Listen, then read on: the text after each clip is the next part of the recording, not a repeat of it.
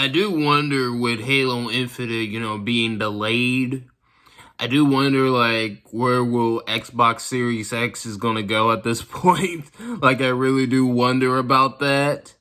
And I think what they're going to do is they're going to advertise, basically, you can play thousands of games. You can play Xbox 360 games. You can play, Xbox One games. You can play, Xbox 2001 games or Xbox OG games. Basically, I think what Microsoft is going to do pretty much is that it's going to be the ultimate, backwards compatibility machine.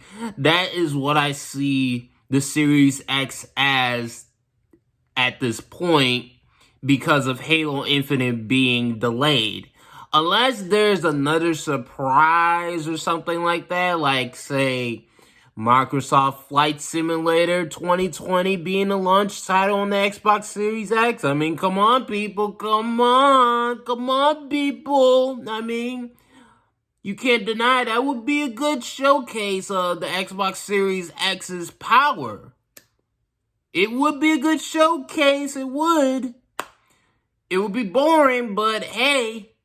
But it's a good show. It would be a good showcase of that power, of that 12 teraflops.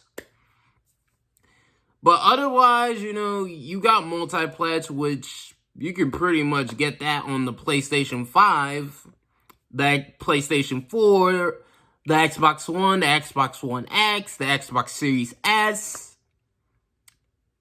and also, the PC as well.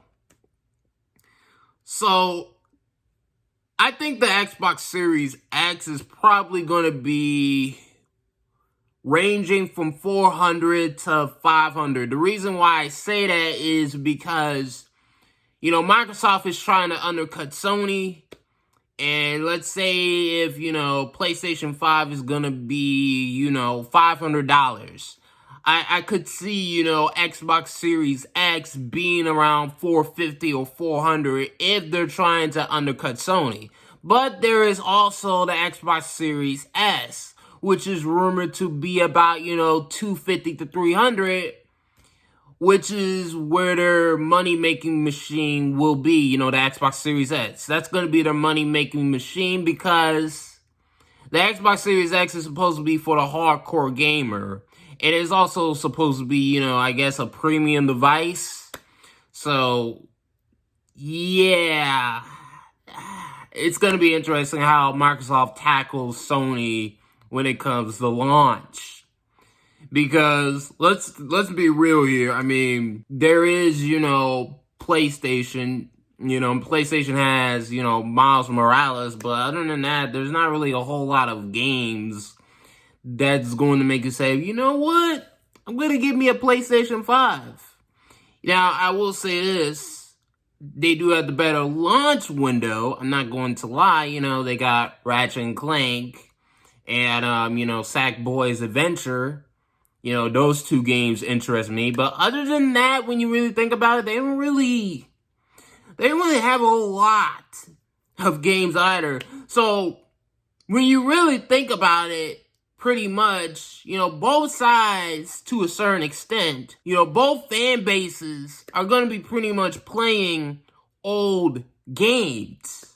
I mean, let's just be real here. I've been noticing lately, pretty much, as far as, games coming in 2021 and a little bit beyond, you guys been noticing that the Xbox One has been taking out, games like Avowed, games like Everwild. They don't have Xbox One anymore. They just have, Xbox Series X and the PC. Now, Phil Spencer did say, there's going to be no system left behind as far as, games and stuff like that. And Phil Spencer is a politician. I mean, I'm just going to be real. Phil Spencer is the perfect example of a gaming politician. He knows how to make his fan base feel very, very good.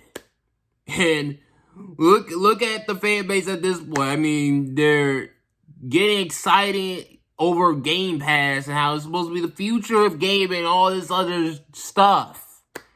Which even though you could probably wait to buy those games on a sale, but that's neither here or there. But you guys get my point.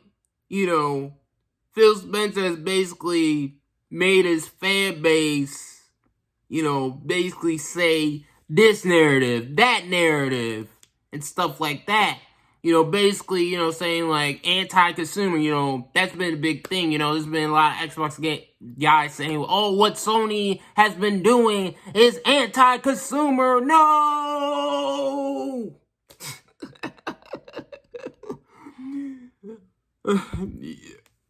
Hey, man. Phil Spencer, I gotta give it to you, bro. I have got to give it to you, bro. You definitely know how to groom your fan base, man. You definitely know how to.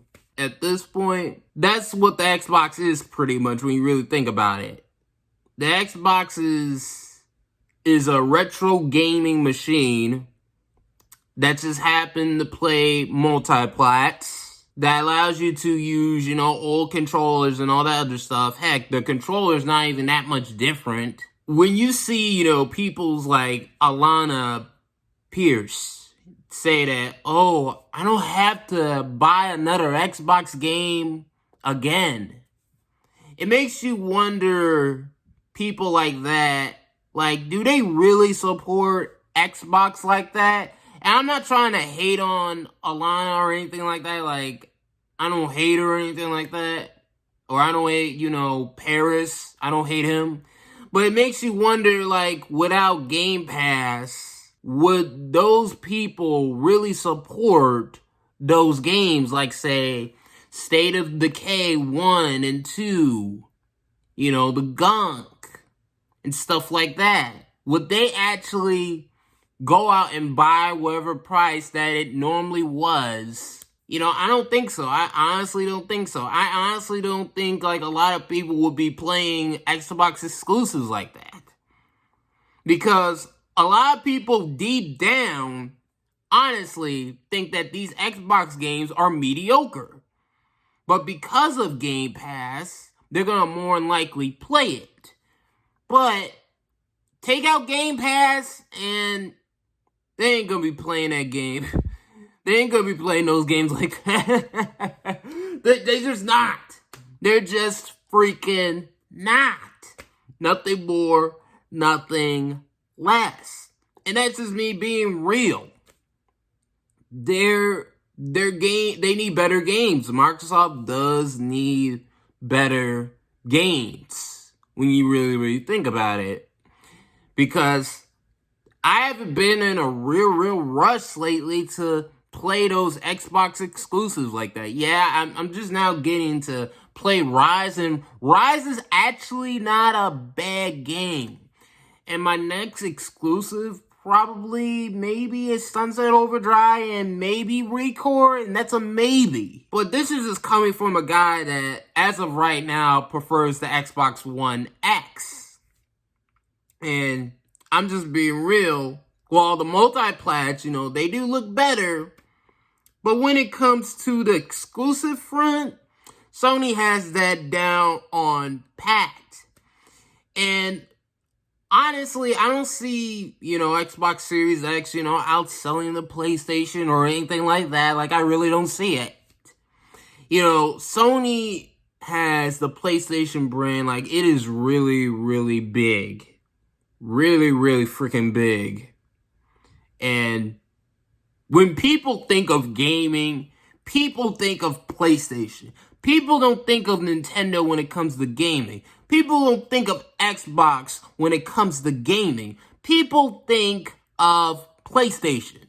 That's what people think of when it comes to gaming. Am I lying, people? Am I freaking lying? Like, no, I'm not lying. I'm not lying. People think of PlayStation. Simple as that. And so, I hope with the Series X, you know, I hope they'll start, you know, having that point to where they could be a fighting chance, you know, there could be a better competition, because at the end of the day, we need competition. We do. I mean, look at the PS3. Sony was top of the world, and yet they priced their system at, you know, $600. So let's say if Microsoft leaves the gaming industry or whatever, that means that it would just be Sony. And they would probably, you know, start to price their systems at like what, $699, $799 maybe for next generation. Like, I'm really hoping, you know, maybe if Microsoft takes it seriously, it would keep Sony, you know, on watch. You know, they would keep Sony in line as far as, you know, pricing and stuff like that. But that's just me. I've been rambling long enough. Thank you guys for watching. Peace. See you guys later. And I hope you guys have a good day.